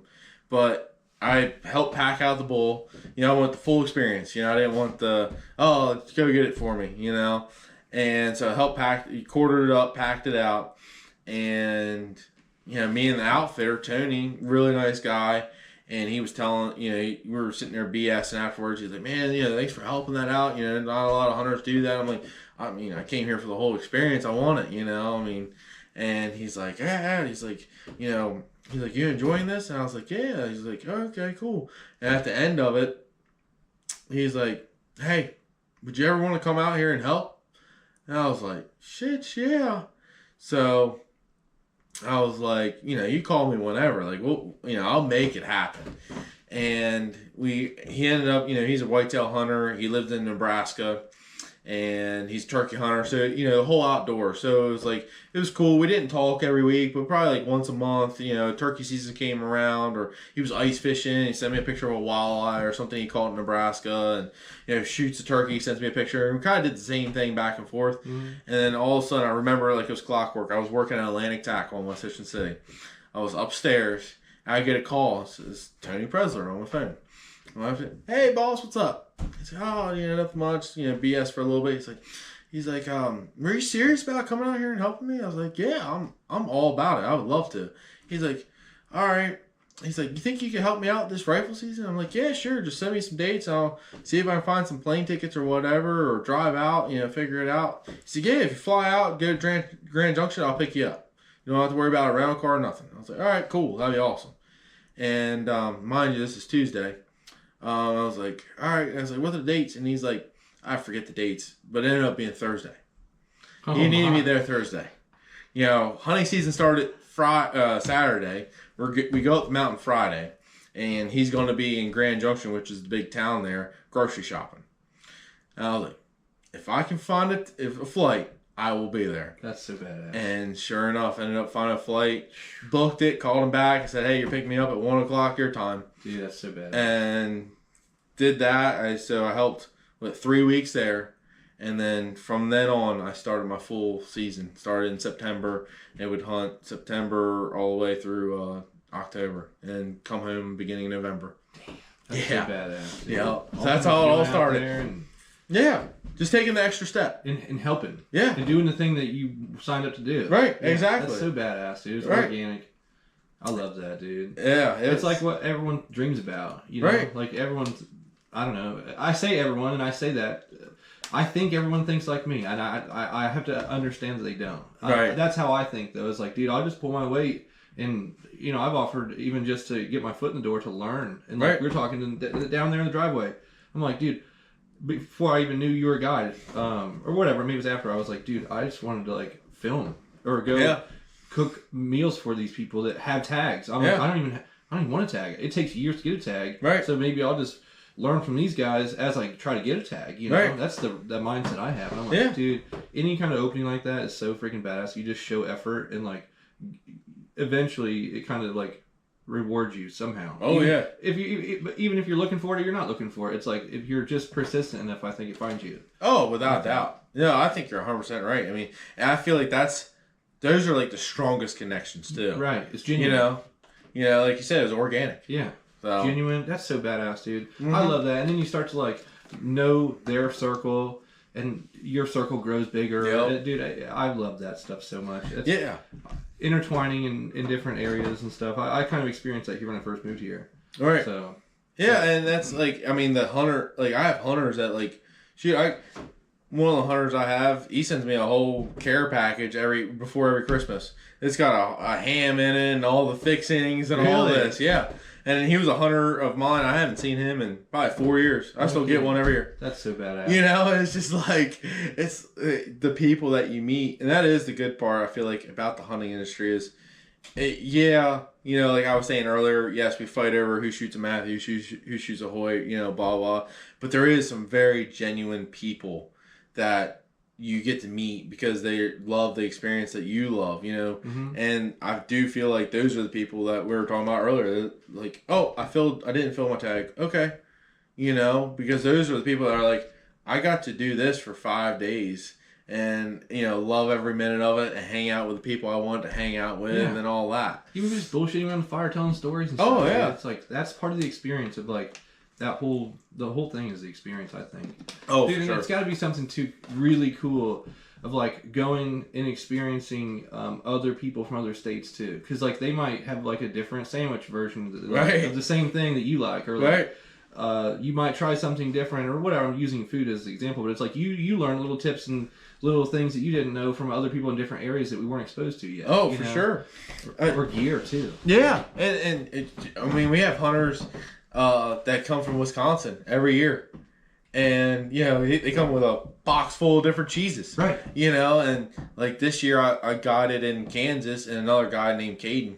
And first time I ever met him, and we're sitting there BS, and he's a captain of a boat in Alaska. No kidding. Does salmon and halibut and all that. He's giving, you know, by the time we were left, he was giving me fresh king salmon fillets and collars and all this stuff. I'm like, only in the hunting industry can you do this, you know, or fishing, you know, the outdoor industries. It's like, man, you just really are able to meet some genuine people and have that connection. I mean, he asked me, because I have my captain's license. He's like, what do you do in the summer? I'm like, I try to survive and live every day. Like, I'm barely surviving now. Like, my head's like this far above the water. He's like, well, if you ever get sick of doing whatever that is, come out and drive one of the boats with me in Alaska. I'm like, dude, we've only known each other for like 10 days. Like, wow, really? You know, but I know if I called him right now, he'd be like, yeah. He's like, you know, I can get you on one of these boats. Just come out here and live with us. Yeah, it's like, good Lord. You didn't end up doing it? Well, this past January. Oh, okay. And with my property maintenance, and I already have a charter boat here. Okay. I don't think you did, but no, trust me, it's what an experience. I want to. I've actually had those two guys on there. Telling you, I met from PA TAC. Right. They invited me during us shooting. We were just shooting, and I was shooting good, and they'd asked me about my bow and whatever. I told them I was a relatively new archer, whatever. Right. Gave them like kind of the backstory of like who I am and whatnot, and they were like, hey, if you ever want to come on a bear hunt, we'll take you. And I was like, are you guys outfitters or something? Like, give me more information, you know? And same thing. Like, I thought, this is too crazy. Like, why would you want me to go on a bear hunt with you guys? It's like, I think that this outdoor hobby, or whatever everyone calls it, it opens the door to that type of connection. Yeah. It's like, if you're a genuine human, even I was telling my wife, I'm like, I don't know, they might try to kill me, you know? Who knows? I don't know. You heard crazy stories. It's like, I don't know. I think they're pretty genuine, and, and it turns out that they were, and now they're lifelong friends. Right. And it's like, I've met other people in other states because of them. Like, they've brought us all together to a bear camp, And I've met so many cool people that my circle's grown, and you're networking, and I don't know, it's just how it works. That's so cool. It's the same thing with the outfitting thing. It's like if you're in that space or you put yourself out there to do it, you end up finding it. Ends up finding you. Right. You know, and like you're saying, like that TAC event, like, you know, everybody going in there pretty much knows like we're all like minded.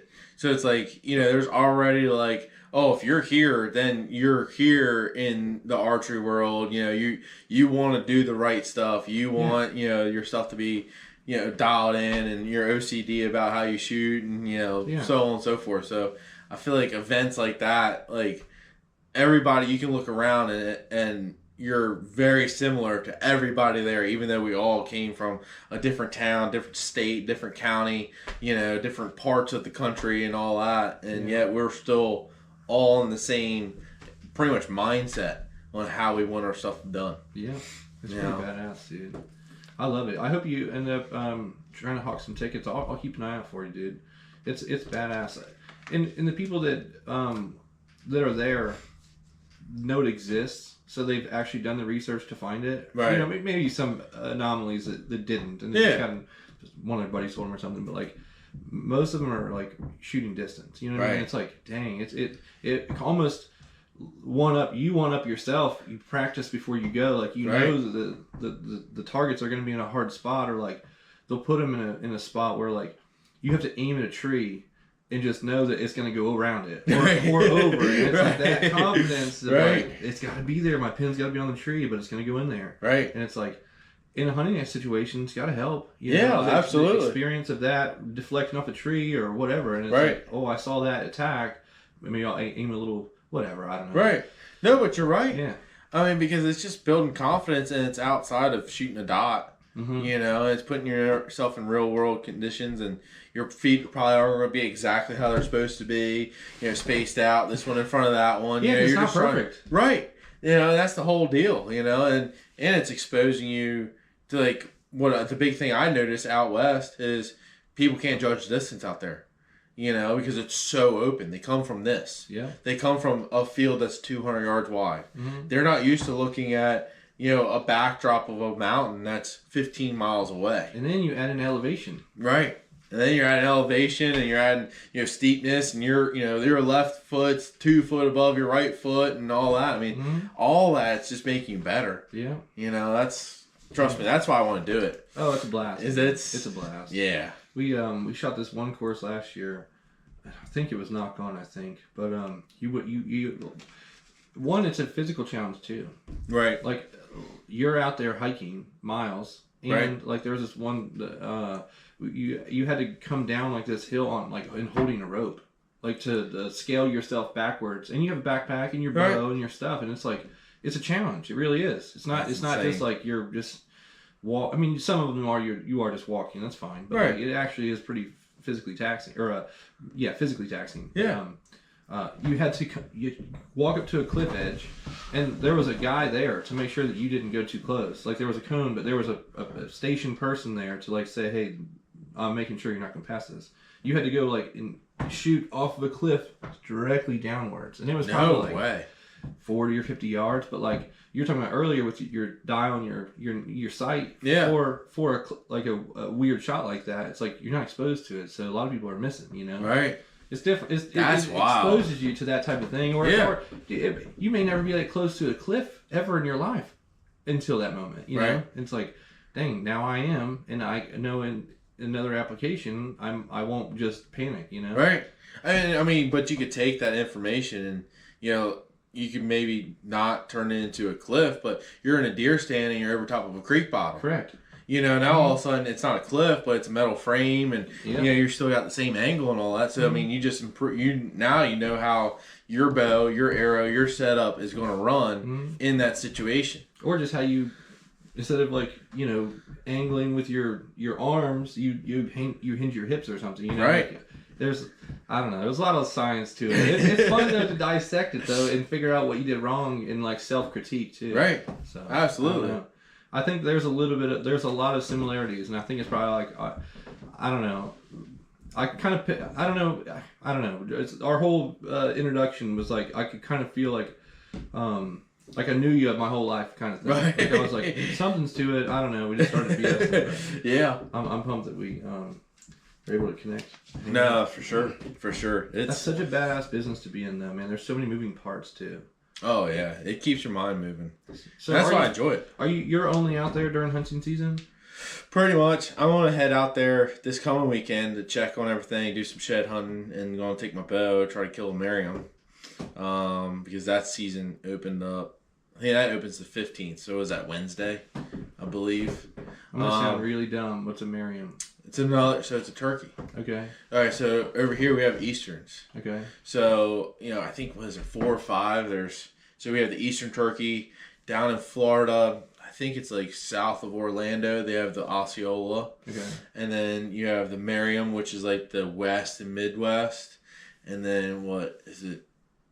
Gull turkey, I think, is what they have in Mexico. Okay. So it's like just different subspecies. Okay. So yeah, it's just one of them deals. It's pretty cool. They have it's not white tips, but it's like a creamy white tip instead of the black band on their tail. Yeah. So it's just like one of them, and I think they're prettier because of that. Is it's like, I don't know, it's just like catches your eye a little bit more. So you probably and don't see it very outlines. often. Exactly, and they're definitely around here. I mean, I've never seen one other than the ones out there that are mounted and stuff. And you're going with your bow. Right, exactly. That's so bad. Yeah.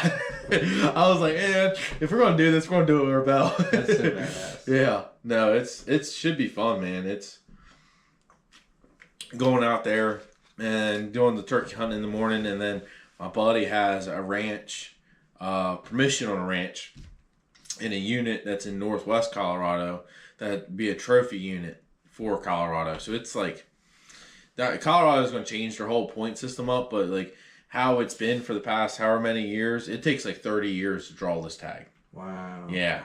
So you can imagine, what when you have the regulation choked down that hard, what that area is going to produce, and that's literally what it produces. What your imagination is what it does. Wow. They sell because there they have landowner tags.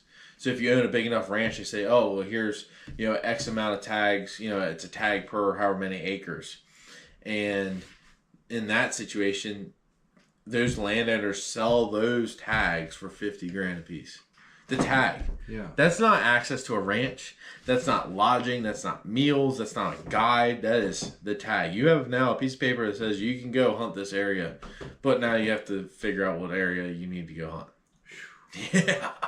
Yeah. So this kid, he finds some crazy sheds, and he lives there. He lives in that unit, and he knows everybody there and all that, and it should be fun. It should be freaking awesome. He's already found some bulls that are, just giants. 60-inch beams.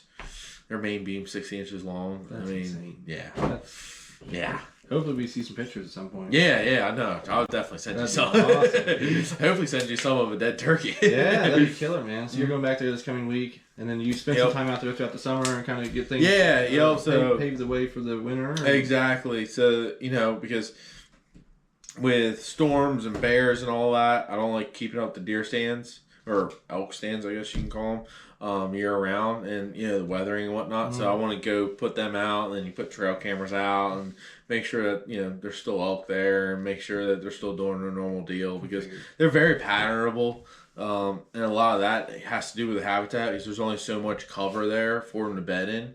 You have all these this sage area. Well, they're not going to bed there. They're going to bed in the aspens or the in the evergreens or oak brush or something of that nature. So it's one of those deals where it's like, all right, let's just double check, make sure that the elk are still bedding in the same spot and they're still coming to the same water. And okay, what do we have this year? Do we have any giant bulls? Do we have some good bulls, or what the deal is? And just kind of check on everything. So give it a good run around in July. That's normally, and that also gives you a good time of most of the bulls at that point are grown out. It's not like a whitetail. That's like their peak. Okay. Because they're going to shed in August, where a whitetail shedding in September. So at that point in July, when you start getting pictures, it's like that's what that bull's going to be. So to me, there's no point in having cameras out like this coming weekend. It's like you're just going to get a lot of nubs and branching and stuff like that. But if you just wait a few months, you save a lot of battery life and SD card storage. Just put them out in July. Yeah, that's awesome, man. You're a busy guy, dude. Busy guy, man. Fishing, land management. I don't know. It's fun to pick your brain when we were just hanging out shooting bows, dude. Very knowledgeable, and I love the way that you microprocess things that like I do too, but in different areas. Right. And it's all kind of like what you're growing up, or what at least for me, this is my experience of like what I've been accustomed to, exposed to. It's interesting to see your fixation on that space, and like I want to just swap my knowledge for that, it's fun just to bounce ideas off you and hang out. So it's super badass. It's definitely, you take an OCD person and you throw it into the hunting world, and it's like it's endless. I guess that's the fun part. And it's like we were sitting there comparing setups, bow setups, and it's like there's not a wrong answer here. You like your sight. We were talking about sights at one point. You like your sight for X, Y, and Z. I like mine for ZYX. And it's just like, I guess that's the other fun part about it. In the archery is like there's not really a wrong answer, and you get to put your own twist on it. It's like, I know when I got my first truck, it wasn't a stock truck.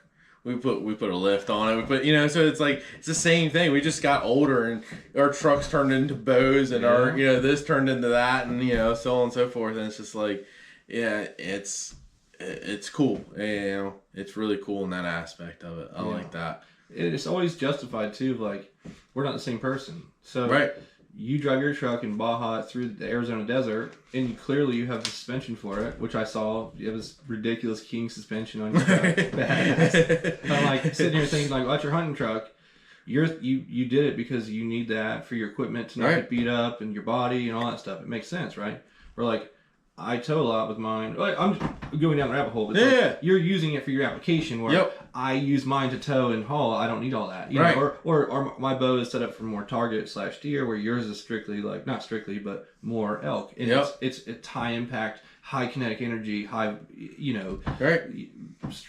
high strength arrows to whatever to make it happen. Yeah, for sure. And it's just awesome. It's awesome to like to compare and contrast. I guess is my point. So. I love it, dude. I eat it up. But, I'm super pumped to hang out, dude. But it's getting late, man. One thing I wanted to say is I forgot to put our mics on the right outputs. So it works. Everything's fine. Yours was great, but my audio will come through your mic for a little bit until I swapped it. Oh, yeah? Not that you noticed it, but I was like, dang, dude, what a bummer. I set it all up earlier, and I guess I haven't recorded in a couple weeks, so I just forgot. Oh, it don't matter. You got to go through and change some settings, dude, but... it's super interesting. Did you want to touch on anything else? I just don't want to hold you up on your time, dude. No, you're good. I know it's just one of those things. I try to be respectful of people's times, almost to the detriment of myself. Too much. I'm like kicking them out and they're not ready to go. No, you're good. You're good. I mean, try to hit on everything, and it's really enjoyed talking and chatting back and forth, and we even talked about some other stuff in depth that we talked about earlier and whatnot. So no, it was a pleasure being on here. I appreciate it, dude. I'm super pumped, man. Yeah, I'll do it again. Absolutely. Especially after this season, I want to hear some stories, dude. Yeah. I'm just pumped to know you, and now it exposes me to like, not so much like I'm trying to use a connection, but like I'm more knowledgeable because I can ask you, or like you have experience firsthand, and I'm like, dang, how do you tag? How does this work? And it's like, I don't know, dude. It's cheat code. That stuff. Yeah. Dude. But it's the same thing. Like, if I know something about whatever I'm into, it's like I can be of value there too. For sure. It's like I don't know what I'm trying to say, but it's like I think about that in depth too much. No, but I mean, you're 100% right. Everything, Yeah. So no, I mean, you're 100% right. Because it's like, man, it's like, hey, I have no idea what we're doing here on, this welding project, or, hey, I just busted this on the tractor, or, hey, so it's easily, and it's almost like bartering each other's knowledge, not really like I always bartering feel guilty, something. Though. Like, I hate to say that, but like, I always feel like I'm always more of a giver of. I always want to be the person that gives the most, or like gives more. And anytime I like lean on somebody for something I need, I'm like I feel guilty, like I'm using them, or I'm a mooch or something. I'm like, dang, I need to get over that. Yeah. No, I love it. It's how things work, and especially in the hunting community, like we talked about. It's like everyone wants to have their niche thing, right, and help each other out. So, but it is a pleasure, man. For absolutely, no, it's fun. We'll close it out, brother. We'll see you guys. Thanks. See ya.